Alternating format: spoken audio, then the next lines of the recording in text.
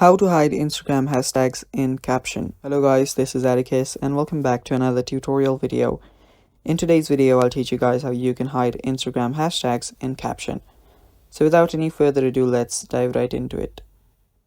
So first, what you'll need to do is open up your Instagram and make sure that you're logged into your account. After you do that, simply tap on the plus icon to start a post.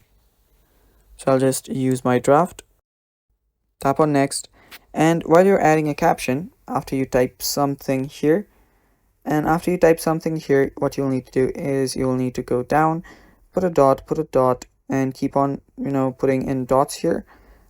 And what this will do is that it will push down your captions, your hashtags. So after you've done quite a bit of these full stops, and after you're here, simply add your hashtags. So do this, and you can add your hashtags.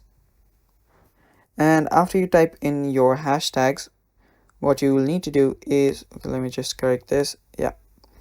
After you add in your hashtags, what will happen is that this dots will push your hashtags down, and after it goes down, it will not be visible to the users anymore unless they, just expand on a caption.